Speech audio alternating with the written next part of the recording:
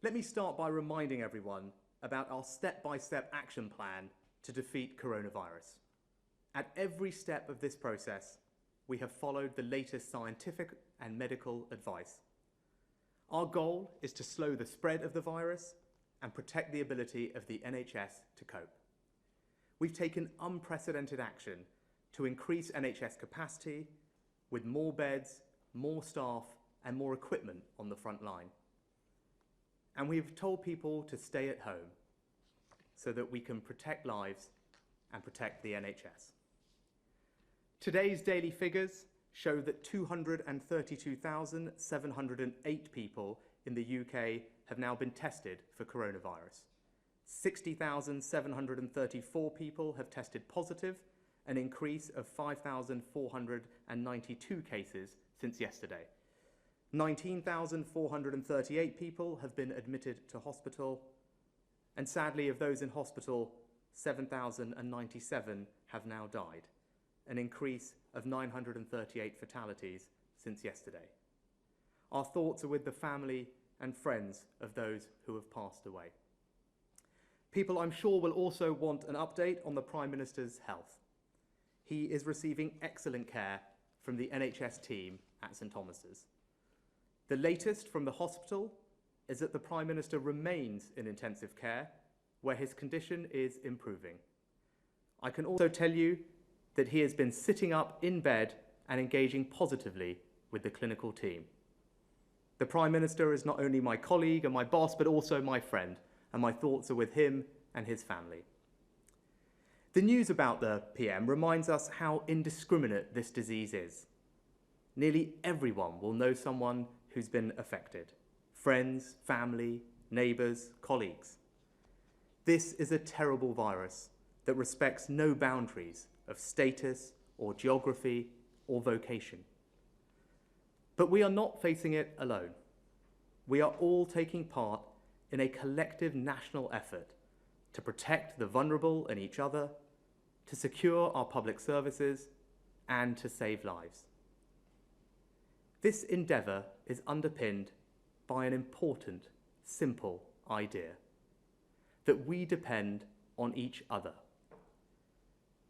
When you need it, when you fall on hard times, we will all, as one society, be there for you, to take care of you until you are once again ready to take care of yourself and others. This idea has been central to all of our efforts to support people and businesses during this crisis. We promise to do whatever it takes, and I am striving every day to keep that promise. But when I say we all depend on each other, I don't just mean the relationship between individuals, businesses, and the state. One of our greatest strengths as a country is our civil society. The local charities who provide so much compassion, care, and community to the most vulnerable in our country. You have not been forgotten. British people, businesses, and foundations are already doing their part to support our charity sector. And today, we in government will do our part as we build on our plan for the economy with a plan to support our social fabric. There are nearly 170,000 charities in this country, and the truth is we will not be able to match every pound of funding that they would have received this year. Charities can already use many of our existing schemes to support people and to protect their staff. All charities are eligible for the Job Retention Scheme, and in line with medical advice, and just like any other employer, the right answer for many charities will be to furlough their employees. But some charities are on the front line of fighting the coronavirus, and others provide critical services and support to vulnerable people and communities. For them, shutting up shop at this moment would be to contravene their very purpose, their entire reason to exist. Those charities have never been more needed than they are now, and they've never faced such a sudden fall in their funding. So today I'm announcing £750 million of funding for the charity sector. £370 million of that funding will support small, local charities working with vulnerable people. We all know who they are, those small charities in our villages, our market towns, in pockets of our cities, the unsung heroes looking after the vulnerable and holding together our social fabric. In England, this support will be provided through organisations like the National Lottery Communities Fund. And we will allocate £60 million of this funding through the Barnett formula to Scotland, Wales and Northern Ireland.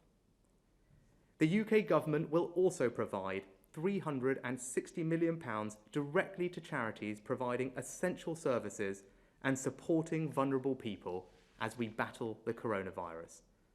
Up to £200 million of those grants will support hospices, with the rest going to organisations like St John's Ambulance and the Citizens Advice Bureau, as well as charities supporting vulnerable children, victims of domestic abuse or disabled people. And last night, the BBC announced their Big Night In charity appeal on April the 23rd. And today I can confirm that the government will match pound for pound whatever the public decides to donate, starting with at least £20 million to the National Emergencies Trust appeal. 2 short weeks ago, I spoke of the need for kindness, decency, and the sort of neighbourliness that is at the heart of these charitable and community efforts. The normally invisible connections between us have, in recent weeks, become more apparent. For most of us, we spend our lives oblivious to these connections, these bonds, and how our behaviours, however small, can have a dramatic effect on others. But these bonds are not invisible for our local charities. For the volunteer keeping victims of domestic violence safe. For the outreach worker helping a rough sleeper find a bed. Or for the support worker manning the phones to help stave off the heart-wrenching loneliness so many of our elderly relatives and friends will be experiencing right now. These connections might be hard to see, but they are there, and they are strengthened by our compassion for others. Charities embody this like no other organisation.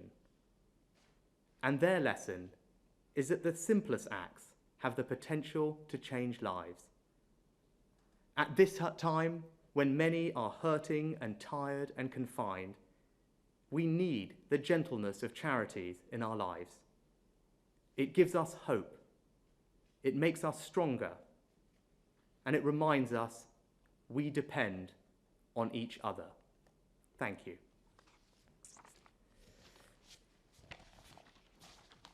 If we could now take some questions, I believe. Angela, were you going to present your slides first? If I may. Perfect.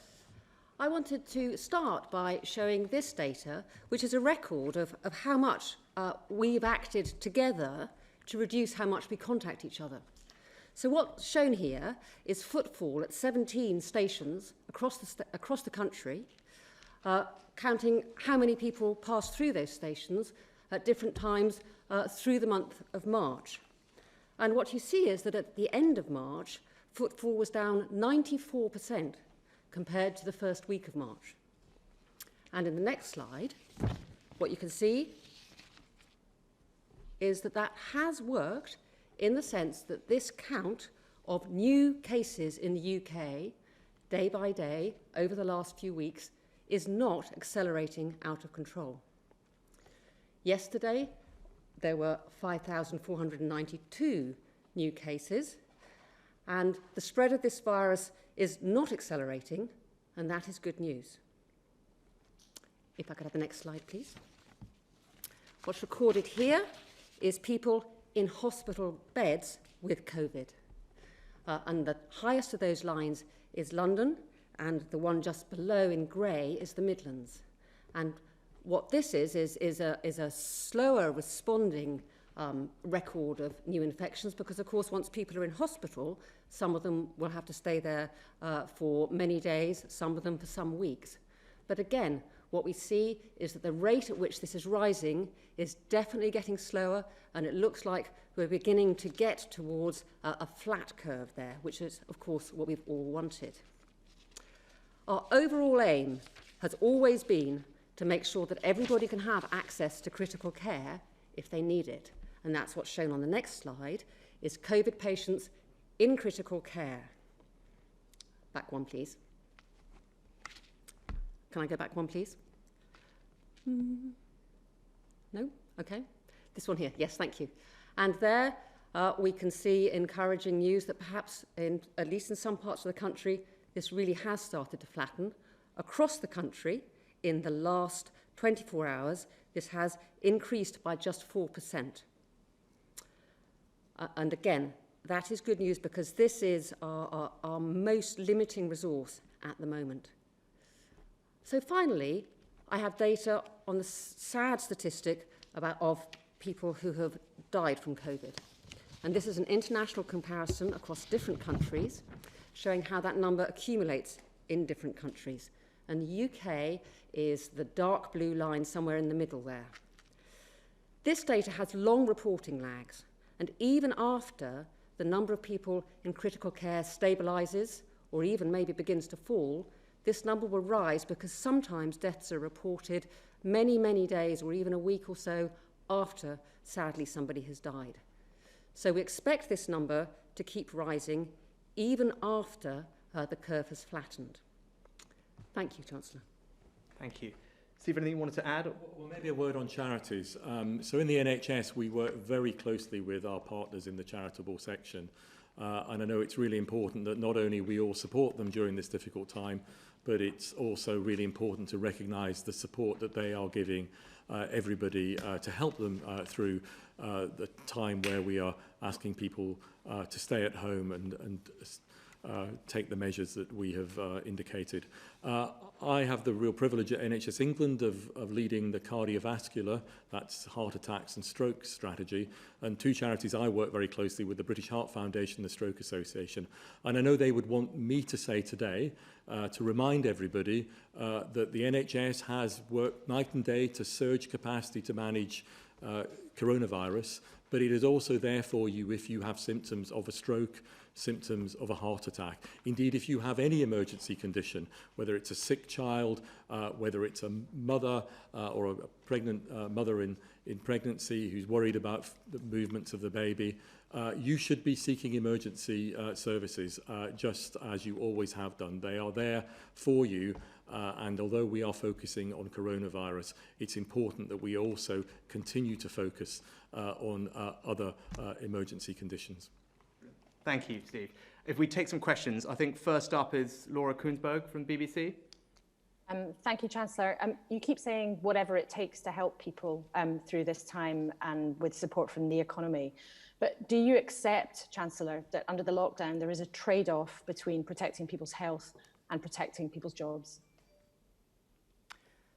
Thanks, Laura. Well, I think we've been clear. Our priority is to protect people's lives, their health and well-being. That is our absolute overriding priority. But alongside that, in a coordinated, I think, coherent and consistent fashion, we have also put in place unprecedented and significant measures to protect people's jobs, their incomes, their livelihoods, and indeed the businesses that employ them. I think that's the right approach. And what it does is means that we can mitigate as much of the economic impact as possible and ensure that as soon as we can get through this, that we can bounce back as quickly as possible.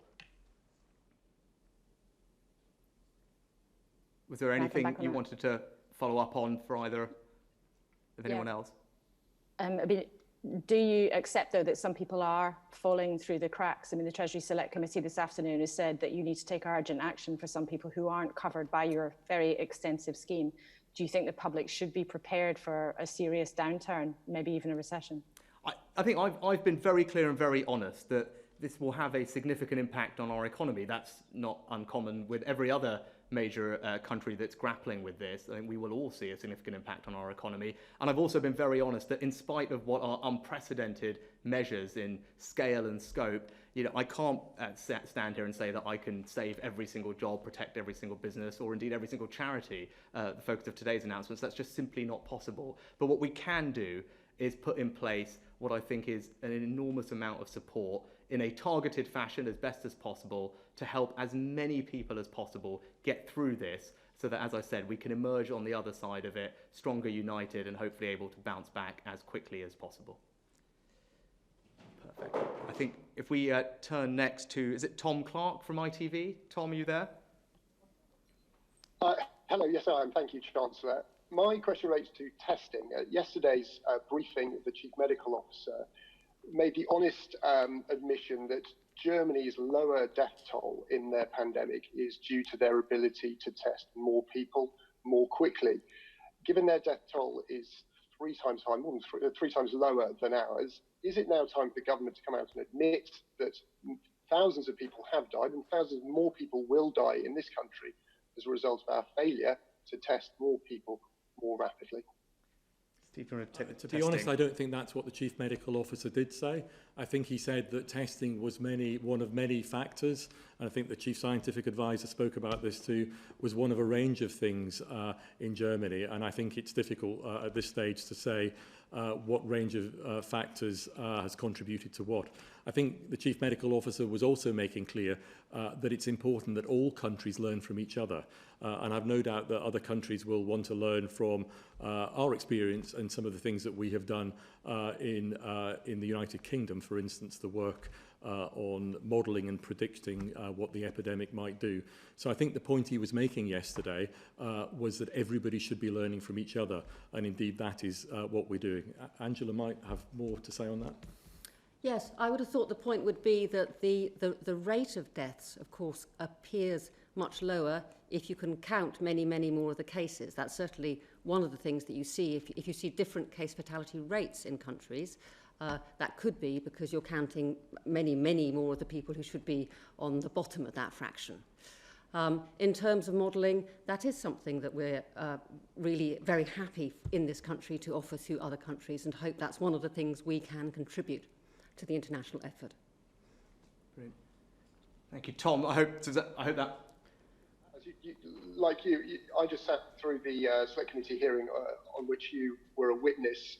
We heard from the people in charge of testing in South Korea and in Hong Kong, who made it abundantly clear testing has reduced the numbers of cases of coronavirus in those countries. And Dr. Whitty did say yesterday that it was in fact Germany's ability to test that was, yes, part of their lower death rates, and that we had less concern. He did not dispute that. It is about testing. So can you tell me whether our inability to test will lead to greater mortality here? And can I also follow up, how dependent is the UK on a testing regime for us to be able to lift lockdown restrictions? And are we on course to have sufficient levels of testing in the community to allow us to do that in anything like the next 3 or 4 weeks?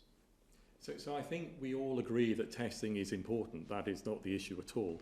I think the point I was making is that testing is one part of a set of different things that will need to be considered in any country's strategy. That is the case here. It is the case in Germany. And I have spoken to the Chief Medical Officer today, and I think, I know the point he was making yesterday was it is a part of the overall strategy. And I think it is almost certainly too early in all countries' experience to know exactly which components of strategies have been the most effective or have been most important. And it's highly likely it's the combination of these things rather than any individual part of an approach. Okay, brilliant. Thank you, Tom. Can we turn to Andy Bell from Channel 5?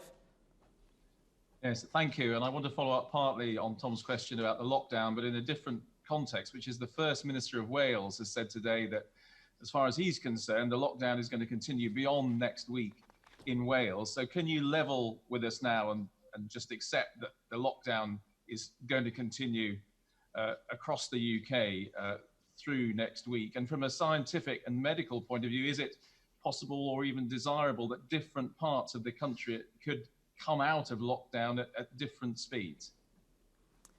Yeah, let me address that before handing over, Andy. I can just say, look, there will be a COBRA meeting tomorrow chaired by the First Secretary of State involving the devolved administrations to talk about the approach to the review. We committed that there would be a review in and around 3 weeks. That review will be based on the evidence and the data provided by SAGE, which will only be available next week. But I think rather than speculate about the future, I think we should focus very seriously on the here and now and the present. And I think there the message is unequivocal. Our priority right now is to stop the spread of this virus, to get the other side of the peak. And the best way to do that is for people to follow the advice, which is to stay at home, protect lives and protect the NHS. So I think in terms of messaging, I would want to be absolutely unequivocal about that. That's where we are now. That's the advice people should be following. That's the best thing that we can all do to help get through this as quickly as possible. But I don't know,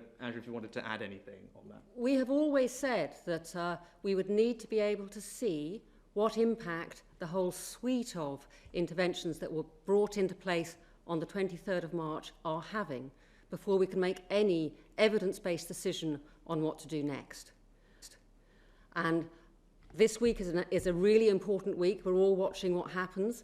I guess from a purely scientific point of view, more data is better for us. But I completely agree with the Chancellor that what really matters is that people stay home, protect lives and save the NHS, or is it the other way around? Brilliant. Andy, Hope, does that answer your question? I'd just like to come back to the idea of whether different parts of the country could theoretically emerge at different times from lockdown, whether that's, first of all, politically possible, and secondly, whether that's in any way scientifically or medically desirable.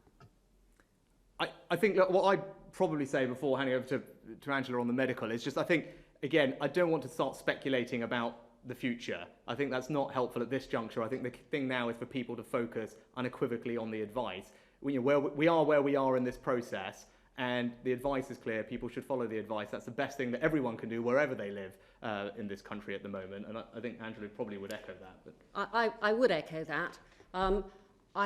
I don't want to get into hypotheticals about what might be better one way or another. I suspect that simple strategies might well turn out to be the best to use, but we'll see. And I'm going to get it right this time. The advice is for Easter weekend to stay home, protect the NHS and save lives. So I will certainly be having my Easter at home. Thank you, Andy. Gary Gibbon from Channel 4. Thank you. Chancellor, can I ask you, we've had unemployment figures from one European country so far post-COVID crisis, Norway, unemployment well over 10%. From the data you look at in the Treasury, can you hand on heart say we're not going to see something like that here? No, Gary, I will be absolutely honest. This will have a significant impact on our economy, and not in an abstract way. It will have an impact on people's jobs and their livelihoods. And that's why we've taken the actions that we have in order to help mitigate some of that. I believe that, for example, the jobs retention scheme, the furlough scheme that we've put in place, which we've never had anything like in this country, as I said when I stood here to announce it, the government is stepping in to help people, to help pay people's wages so that they're not laid off, so they don't end up being unemployed, that they remain attached to their company, with a very significant safety net behind them. That helps the company, that helps the person, it helps their family finances. I think that, and to combine with all the other measures we've taken, will significantly help mitigate some of the impact. And I think that's what other commentators have said as well, that if we weren't doing all the things that we're doing, if we weren't put in place these unprecedented measures, it would certainly be worse. So I believe we're doing the right things. I can't stand here and say that there isn't going to be hardship ahead.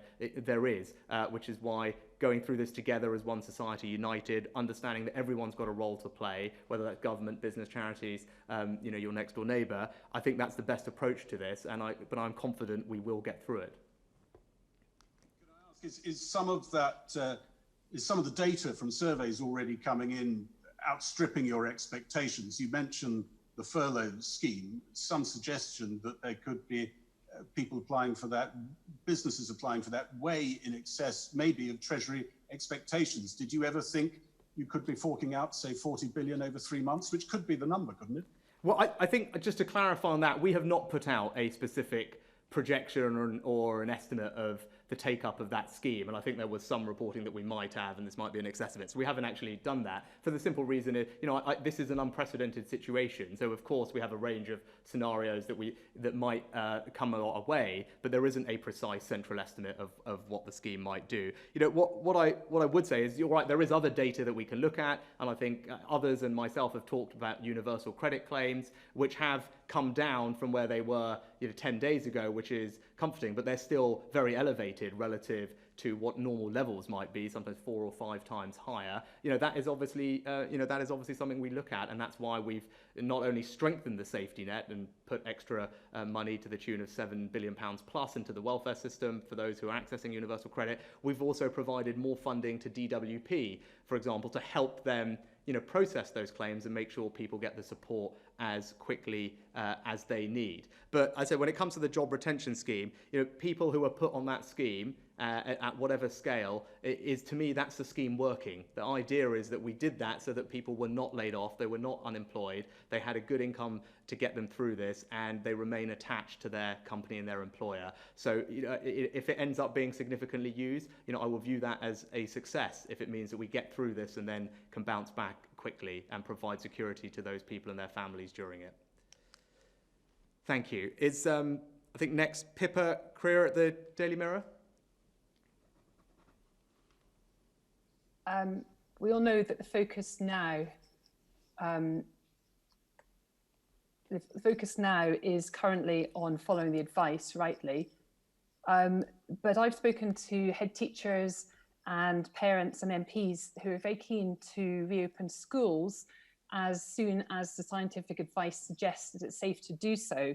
So could I ask Professor McLean whether, despite the focus on the advice now, whether she could give us any indication of whether schools might reopen before the summer holidays, which after all are 3 months away. And the Chancellor, if I could ask you, how significant a factor are schools in your discussions about getting the economy back on its feet once we're through the other side of this? I'm happy to answer that by saying there's very intensive work going on to think about all sorts of different things that we might do in the next stage. It would be completely premature for me to give a yes or no answer to that question, because so much depends on this question of how well have the measures put in on March the 23rd worked. And we can't know that this week until we see a longer run of infections that have happened since that time. But please be assured that people are working incredibly hard to explore those sorts of questions. Yeah, and Pippa, I probably can't add much to what Angela said. Is that we are, in all these instances, we are driven and basing our decisions on the science and what is best for controlling the spread of this virus and getting that R0 number down. That's been our approach to this thing all along, and that will continue to be our approach. And I pay tribute to those who are helping keep our schools open for the children of key workers. That is valuable, and the work that they're doing is, I believe, well supported by the Department of Education. But again, they also are owed our thanks for doing that, because that is vital at this time. Can I come back? Yeah, of course. Yes. I can understand that obviously the data and the science suggests that it's too soon to say, but Mr. Powis was talking just days ago about green shoots and the beginnings of signs of the curve flattening. Was that premature? No, I don't think so, because I think what I said last week was that the green shoots were occurring in some of the early things that we were seeing, such as the reduction in transport, the reduction in footfall that we describe in these press conferences, which recognises that the British public is complying with instructions, and as we've said, the message is we need to continue complying with those instructions on social distancing. So those green shoots over time translate into benefit in a reduction in the number of infections, a reduction in the number of hospitalisations, and then sadly, finally, into a reduction in the number of deaths. And I think, as you have heard from Angela at the start of this press conference, we are starting to see a plateauing, the first signs of a plateauing of infections and hospitalisations. And if we had not taken those measures, if people had not complied with them, we would not be seeing that. We would be seeing an exponential curve and a set of graphs that were steeply rising. We are beginning to see the benefits, I believe, but the really critical thing is that we have to continue following instructions, we have to continue following social distancing, because if we don't, the virus will start to spread again. And if it starts to spread again, then in a week or two's time, we will be seeing a set of figures which are not going in the direction that we want to see them. We will see increased pressure on the NHS. We will see increased numbers of deaths. So this is not the time to become complacent. It's not the time to think that the job has been done. This is the time to continue, everybody continuing, whether you're me, whether you're a member of the public, frankly, whether you're a football team, to continue to keep with social distancing and ensure that the hard work and the hardship that everybody is no doubt encountering leads to those benefits. That's a simple message today, and you've heard it time and time again, and there are no apologies for giving it. Brilliant. Thank you, Pippa. Can we go next to, is it Mesa Hall from the Express? Oh, no. Yes, thank you, Chancellor.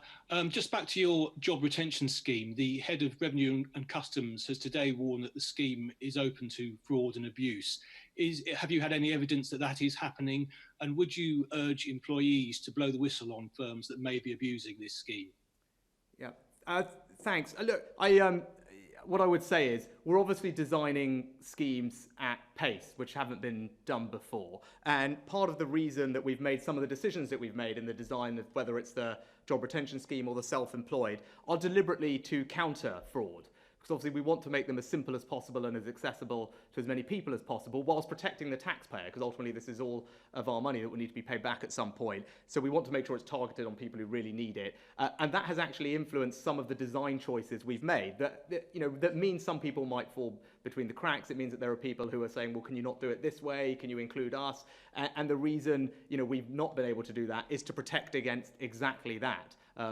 Exactly the risk of fraud or spurious claims that we won't be able to verify, or only verify with a very cumbersome manual process which would delay the scheme's implementation, which I think is not the right thing. So, I'm confident that the decisions we've made will minimise the risk of fraud. Obviously, the team are hard at work at the moment getting these schemes up and running, and we will have as robust verification and auditing processes as possible to ensure that there isn't fraud and that we can go and tackle it. But that's why we've made some of the choices we've made, and hopefully that people will understand that, and they hopefully have been reasonable about that when I've explained, well, this is why you had to be employed, for example, on this particular day, because if you weren't, then obviously there is the risk that you could create a brand new employment for someone who we've never heard of before and suddenly start getting money from the taxpayer for not a genuine case. So that's, for example, one of the reasons we picked a cut-off date of February the 28th for that particular scheme. A big part of that was preventing fraud. So, hopefully that's clear. And Jim and HMRC and his team are doing a fantastic job getting these things up and running. I think he talked a little bit about timing, and we're on track to deliver against the timelines that I outlined earlier, which is pleasing because this is a huge challenge for them, and they're doing a great job. I hope does that answer what you wanted? Thank you. Perfect, thank you. James Tapsfield, Mail Online. Thank you, Chancellor. Churchill had a personal doctor and President Trump has a medical team, but the Prime Minister was left with persistent symptoms for over a week and was only admitted to hospital after a video call with a GP. There doesn't seem to have been a great deal of social distancing going on in Downing Street. Haven't we failed to protect our key decision makers? And what needs to change for the future? Should we be more of a US-style system with more protection?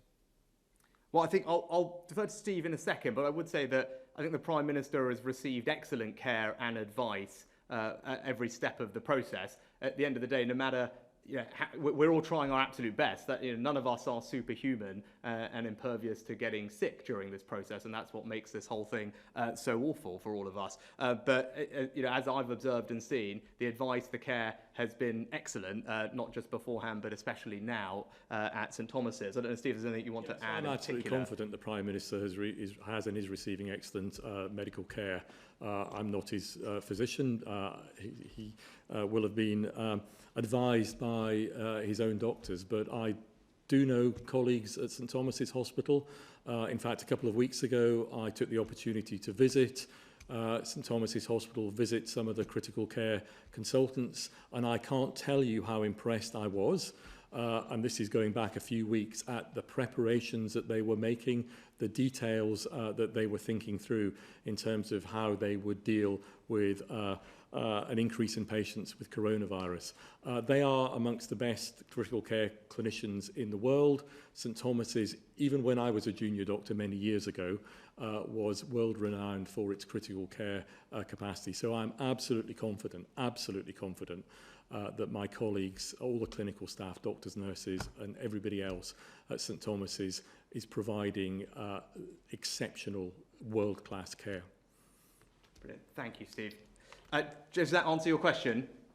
I was just going to say, the point on the Downing Street social distancing, in hindsight, do you think that that could have been more rigorously observed earlier?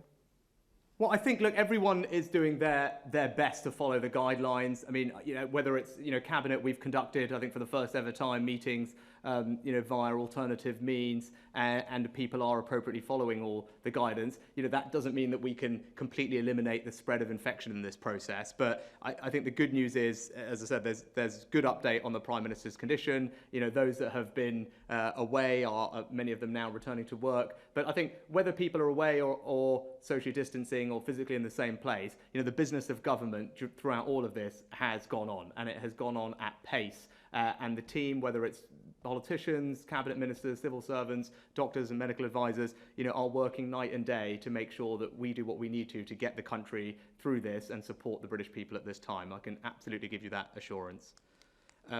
Thank you. Can we turn to Tim Ross from Bloomberg? Tim, you there? Hello, yes.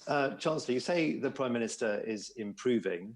Do you expect to see him able to leave hospital next week sometime? What are your expectations there? Also on Brexit, Chancellor, you have said before that you're very honest about the risks to the economy and the fact there will be a really significant impact, potentially a recession later this year. Do you really think it's a good idea to leave the European Union if the UK economy is in or just coming out of a very deep recession? And then to your two colleagues, the decision on whether to persist with the lockdown measures will be taken, we think, you're saying next week, probably sometime. What will the full range of data that you're analysing be in order to take that decision? And are we at the beginning of a peak now? How far off is your best guess? If I could start, I think, you talked about, should we still leave the European Union, I think. I mean, we have left the European Union. That has happened. What we're doing now is just negotiating the final terms of our trading arrangements. That work is carrying on. And David Frost, the Prime Minister's chief Sherpa in this regard, held talks earlier this week with the deputy counterpart over at the EU. They've exchanged legal text. They've set out some clarifications that they both wanted from each other. And indeed, I think David is talking to his direct counterpart either later this week or next week to plan the next steps for the meetings and continue negotiations over April and May. So I think we remain committed to the timeline of concluding those talks and negotiations. That work is happening, albeit over video conference rather than in person. So I think that's a pretty clear statement of where we are on that. I think Angela, do you want to take the question on the... Yes, very, very happy to take that question. So one of the great strengths of the kinds of mathematical modelling that SAGE is drawing on in order to give its advice is that it lets you pull together information from all sorts of different data streams. So my colleagues who are generating that advice will be using hard data on things like numbers of people arriving at hospital, numbers of people having to be admitted to critical care in hospital, but also things like that data on how many people are there in stations, survey data, asking people, well, precisely what behaviours have you toned down in the last few weeks? So I could actually bore you by telling you how many different data streams are under consideration, but that is the strength of that approach, is it lets you take a lot of different kinds of information and do the best job you can of synthesising them together in order to understand the situation we have been in the past that has brought us to where we are now, and then do what you can to project into the future what's going to happen next. But I'm not going to do that right now because that's something that we do in a rather formal process. The modellers come to SAGE, and then SAGE puts that together, and we send it over to our politicians in order to make decisions. Steve, anything you wanted to add finally? As you know, SAGE has been publishing its material, so that is available. And I think also to add that many of the academic groups that contribute to SAGE publish their own research and modelling independently. And so that is there for all to see in terms of those key academic groups. Brilliant, thank you. Well, if I could possibly wrap up, thank you, Tim, for that. And just say thank you to Angela, thank you to Steve for answering all the questions. Our announcement today was about supporting charities who are a critical part of the social fabric of this country. It builds on the economic plan that we've already announced to protect people's health and economic security by supporting public services like our NHS, backing business, and protecting people's jobs and incomes. And if I could conclude by saying this, our economic plan and the plan for charities that we announced today are built on one simple idea, that we depend on each other. Thank you.